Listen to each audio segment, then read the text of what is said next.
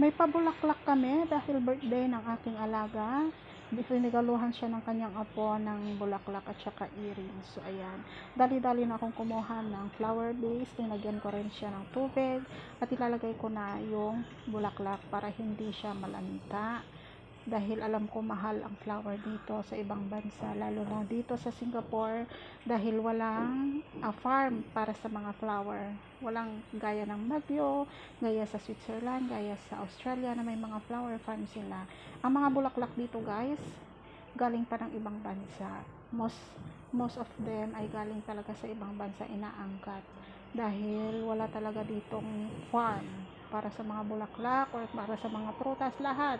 Kaya mahal ang cost of living dito dahil nga walang farm, wala lahat. Kaya lahat is export.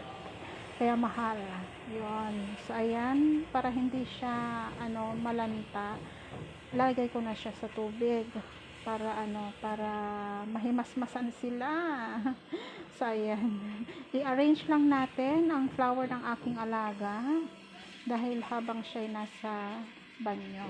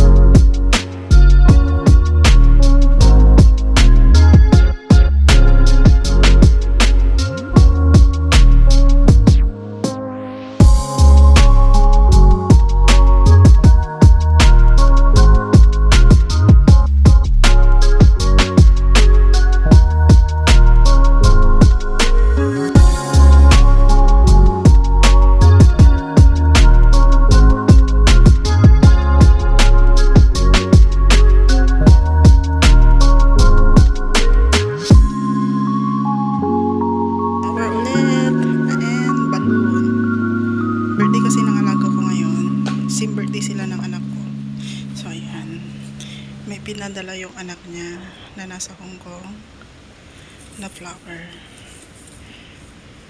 Yan. Pero hindi ko na muna siya tatanggalin dito. Bukas na. Ilalagay ko siya dyan sa flower vase. Para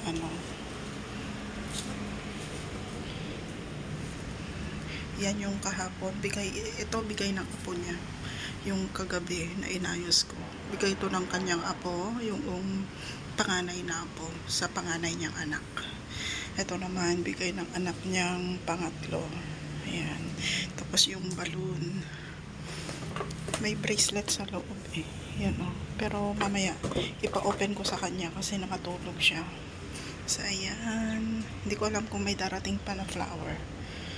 Wala namang baka meron siguro sa anak niyang pangalawa. Yun yung boss ko.